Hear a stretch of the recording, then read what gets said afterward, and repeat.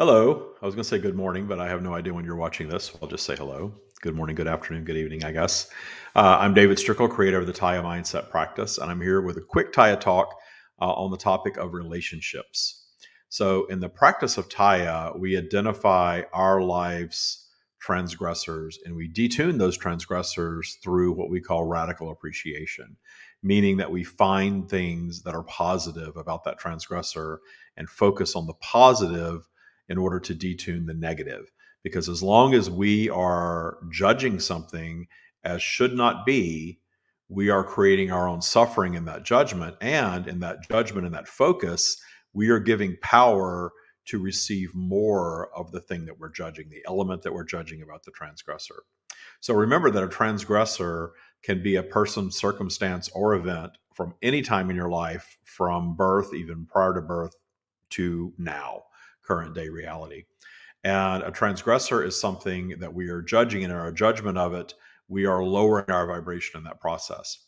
So the practice of Tya is all about systematically raising our default vibration with tools and practices that we make our new way of being, our new habits every day, ultimately, so that we're systematically raising our vibration. And raising our vibration, life just gets better. We become more magical. We manifest our desires with greater ease. We have proof of this all over the world, with people all over the world practicing this, proving for years now that the systematic raising of your vibration delivers a more joyful, more abundant life experience. Period. It works. But the path there is through the systematic detuning of transgressors, because our natural state of being, when we talk about what the universe is delivering, what source is giving to us, what God is giving to us, however you identify that energy of creation, it's always abundance. It's always expansion. It's always recovery from storms and little little things that we create in our lives that actually are there to inspire us to new creation. And raising our vibration just allows more and more of that to flow in naturally as it wants to. Our ego, our human consciousness, is the thing that separates us from that. And when polarity drags our vibration down, or our own focus, excuse me, meaning our triggers drag our vibration down, then we're separating ourselves from that source energy that delivers abundance to us and delivers abundance without judgment. So, really, it doesn't matter what we want in our lives. Source is not judging anything. Judgment is a product of ego. So, in detuning transgressors, we're essentially detuning that aspect of our ego that tends to separate us from source, lower our vibration, create all of our suffering, and cut us off from the very things that we want most. So, the detuning of transgressors is very important, all the way back to very early childhood, all the way back to birth, because that early childhood stuff, that those few things, those few transgressors that were present very early on, really set us off on this manifestational vibrational journey for our entire lifetime. So any current day transgressor or abundance block that you've got going on, they're really the same thing. If you're blocking money, if you're blocking love, if you're blocking satisfying relationships, if you're blocking good health, whatever it is that you are desiring to experience as a human being, that's not flowing, a lot of that blockage has to do with your early childhood transgressors. And usually your current day transgressors are simply other versions of that, branches of that, if you will. So we talk about detuning transgressors, and a big sticking point for a lot of people are relationships. Like, this transgressor was so horrible to me for so long, and it's so ingrained in me that I know I have all of these triggers and all of these abundance blocks, and I don't know how to solve that. I don't know how to make that transgressor go away. I don't know how to erase my horrible childhood, my abusive parent, my abusive partner, whatever it is that's really dragging your vibration down. You're probably aware of what it is, but you find it very difficult to really detune it. And I have to tell you, the path to detuning, the only path to detuning authentically, is appreciation. We used to call it forgiveness, and then we really came to realize that forgiveness isn't enough.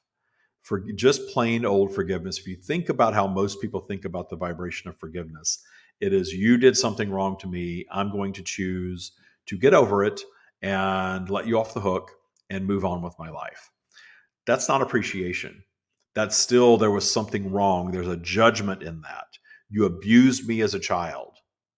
And society tells me that that's wrong, and that I'm a victim, and that that there's suffering in that needs to heal. But unfortunately, a lot of healing has to do with that. It was still wrong. It should have never happened.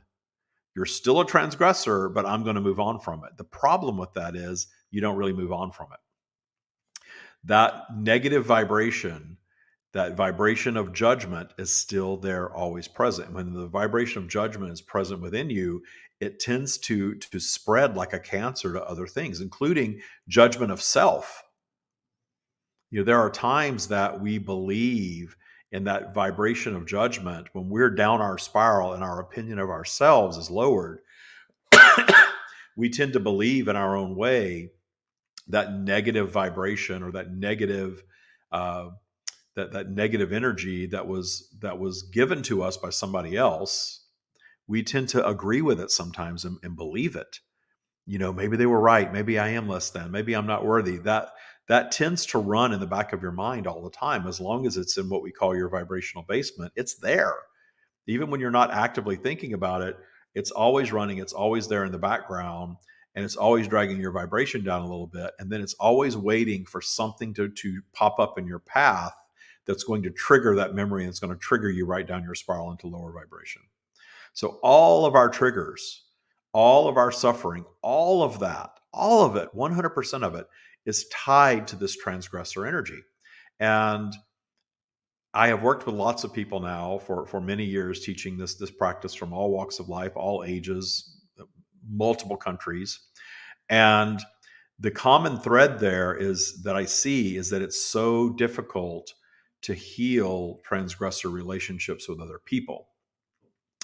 People can heal and authentically come to appreciate the experience of illness, childhood illness, ongoing illness, or poverty, or some of those other transgressor conditions. But when it comes to other human beings, it's very hard for people to get past that judgment and move into full appreciation.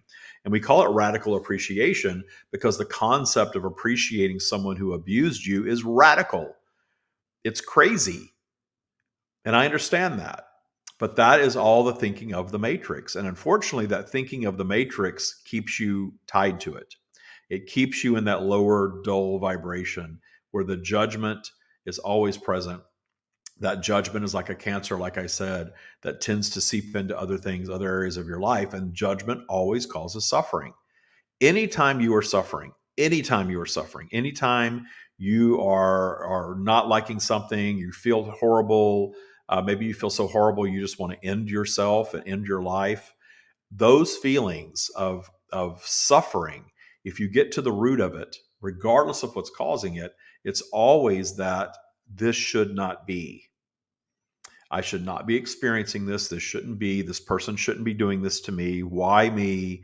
All of that victim vibration that we're taught to think and believe in our society, unfortunately, just keeps that active. It keeps it active. It keeps you in a suffering mode. And you only suffer when you separate yourself from source. And the reason that label, that judgmental label, separates you from source is because source does not judge. Period. I know a lot of us were raised in religion where we were taught all about God and how God is this judgmental being that very much wants us to behave in a specific way, usually a way that benefits a sector of society, if you've noticed. And these judgments seem very unfair sometimes. Why wasn't I born into more abundance? Why wasn't I born into better parents? Why wasn't I born into privilege? Whatever it is. We tend to ask ourselves those why questions. Well, it's because source is not judging any aspect of humanity, period. I channel source. I know what that vibration is when I tap into that and channel it. There is zero judgment there. There is zero judgment for the worst people among us, in our opinion. Zero judgment. There is zero judgment for the child that is born into poverty. And there is zero judgment for the child that is born into privilege. because it's all simply an experience. It's all a human experience. And even that which is considered suffering is all an opinion of ego, of what we call the matrix, the collective ego of humanity. So the collective ego of humanity says you're supposed to be rich and beautiful and famous and have everything, just happen for you so easily. But that doesn't really happen for anyone if you really know what's going on in someone's personal life. Even people that plaster, that version of themselves on social media all the time, look how fabulous my life is. They're still suffering in some way. Now, yes, we have this myriad of vibrations present. So some people certainly have it easier than others. Absolutely. But that's all that judgment is ego-driven human judgment. So when we learn the very, very powerful and highly transformative tool of allowing that source consciousness to be our mindset, the consciousness of no suffering, because it's the consciousness of no judgment. There is nothing that we have to label should not be. There's nothing, absolutely nothing, because whatever we've experienced is our own manifestation, and we manifested it as an eternal strand of consciousness, an eternal soul. We come to humanity, we come to planet Earth, we come to physical to have a physical journey of contrasts, of positive and negative, because the negative stuff only exists to inspire new positive creation. So when we suffer in something and we're judging it, as long as we judge it, we're going to keep it alive. We're going to keep it active. It's going to keep showing up in our lives in different ways. But when we go in and authentically heal all of our life's transgressors through radical appreciation, all of that stuff just fades away. It turns to dust, and eventually that dust just completely clears, and we find ourselves no longer fearing or judging or suffering in things that we've spent a whole lifetime doing that with. Abusive parents. Parents are a great example just because they're our original teachers. I did a podcast a few years ago. It's the most popular podcast of the Stream of David podcast to date. It's called Your Parents Were Supposed to Screw You Up. I think I did it back in 2018, 2019. And people love that podcast because it really shines light on the fact that your parents' function in your life was to be your original teacher. And in that we're in a world of contrasts, we're operating in polarity. So there's positive and negative on every single topic. There's going to be positive and negative aspects to that relationship. Sometimes that relationship is more negative than positive. Sometimes there was so much systematic abuse from the parent or neglect or whatever it was that we carry that through a whole lifetime. And we're living in this matrix that tells us that our parents were supposed to deliver unconditional love and be nothing but these perfect, loving beings that just supported us and encouraged us and loved us. But we didn't all get that. Some of us got parents that told us that we were piles of crap. Some of us had parents that told us that they wish we had never been born. Some of us had parents that were very emotionally and physically abusive.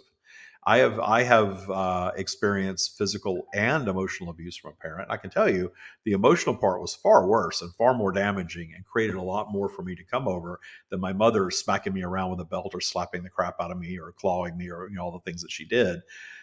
That stuff was really nothing. That was just a physical interaction in a moment. But the things that she said to me that seeded in me, and most of that stuff I detuned pretty early on because I understood this detuning thing in my teens. It's how I survived my teens. But some of it I did carry into my 30s. I didn't detune it until into my 40s even. And then when I started detuning that stuff, my life really started to change. When I realized that I needed to go into full-blown radical appreciation of every aspect of my mother. And when I did, everything changed. Everything changed because all of the branches of her that I had manifested throughout my lifetime, that stuff just withered away. And suddenly my default vibration was higher. My life was better. I had more joy, more clarity, and more abundance flowing in. And I've always lived in relative abundance because I've always understood the law of attraction. But I had these certain areas where I blocked myself well into my 40s. And now I teach this to people, in their 20s all the way into their 70s. And I see people of all ages really changing their lives by doing this detuning practice of radical appreciation. And relationships tend to be the biggest sticking point for most people. I just can't forgive my mother. I can't forgive my father. I can't forgive my ex. What they did to me was unforgivable. The problem with that is that that lack of forgiveness has nothing to do with them. You don't have to speak to them. You don't have to have any clearing of the air with them if you don't want to. It's your focus upon them. And really, the process is going into such deep understanding of them that you can no longer judge them. Knowledge is power. When you start to make sense and understand how someone came to be the way that they were or are, how did they get there? How did they become this abusive person? How do they become this person that is inflicted all of this pain upon you? When you go into that deep understanding, it becomes more benign. It starts to detune, and then you start to look for positive aspects. There is contrast in everything, so there is no such thing as a human being that doesn't have positive aspects to them. Again, we may watch movies where people, we like to demonize people in our society. They're a sociopath, they're just pure evil, they're a narcissist. And it's easy to go down that path of judgment with those labels and really just focus on the negative in someone. But again, that just keeps that transgressor energy active. It's going to keep things like that showing up. So you've got to detune. You've got to look at them through the eyes of source. No judgment. No judgment. And I know what no judgment means. I've observed the worst of humanity as we all see it. It's all fed to us, news media all the time, and been in that state of no judgment and not judged the very worst aspects of humanity. Think about that. It takes some work to get there. It takes some time to get there, but you will get there. When you start going to that source perspective of appreciation of all that is, and you start applying it to the people that are closest to you, because reading a news article or reading a history book about Hitler and the Holocaust and things like that, it's easy to judge that, but it's somewhat probably easier to detune that stuff because it's not so close and so personal. But then when you have an active transgressor, which means there's someone that's still in your life that is abusive or harmful to you in some way, or is causing judgment within you and thus causing suffering within you, that's a little trickier. And sometimes only distance can start the healing process. If you are living with an active transgressor who is abusing you in some way, that's pretty damn difficult. And trying to do this work, and I've worked with people who had that going on. I've worked with people in abusive marriages who went through our boot camp in the marriage and suffered the abuse while they were in boot camp.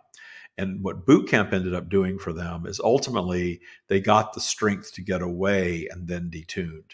Now, I will say that there is very powerful magic in the present detuning if you can get yourself there. I think that that's something better done with coaching in a group setting or something than just trying to do on your own. But I have seen, and I have seen in my own life, because I live with an active transgressor somewhat, and when I shower them in appreciation, the whole behavior changes, the whole experience changes. It's not abusive in the way that I've dealt with some people, but I have manifested a path into living with someone who can be very nasty and very abusive. It's an in-law. And I have to say that the more I focus on the appreciation part, the more of that part I receive from them.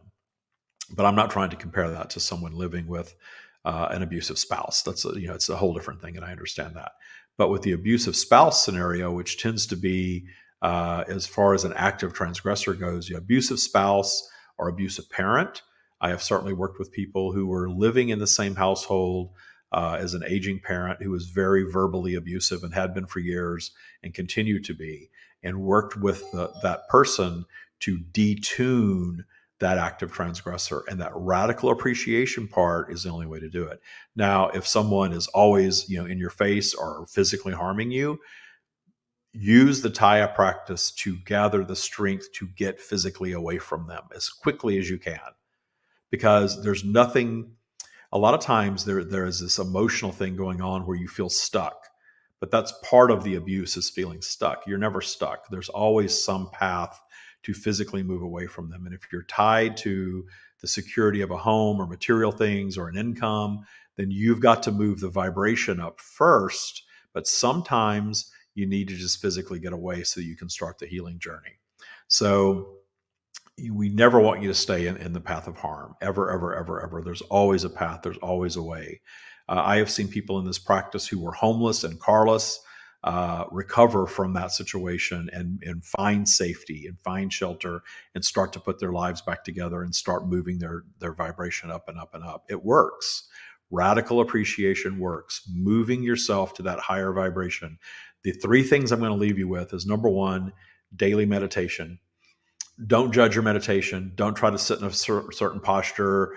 Don't try so hard. Just sitting and appreciating and breathing and allowing a little bit of that time for yourself every single day is vital in this practice, vital in life.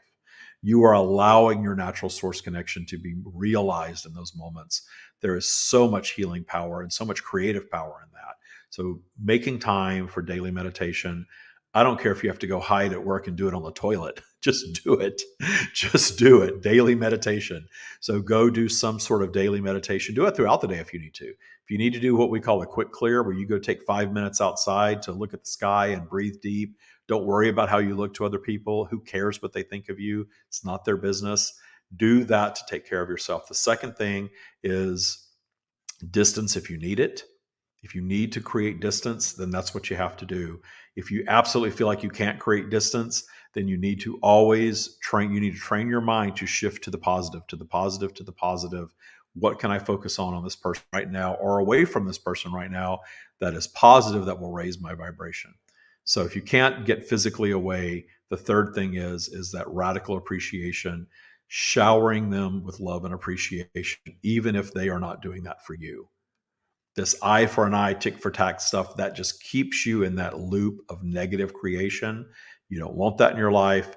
You've got to be, quote unquote, the bigger person in this practice and move toward a source like perspective of love and appreciation of all that is, and apply that to everything in your life. Everything. And when you start doing that systematically, you will start seeing your life start to change for the positive.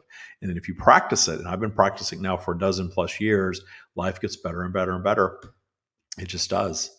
More appreciation, more detuning. You're always going to go down your spiral. You're always going to have some sort of a spin out in your life.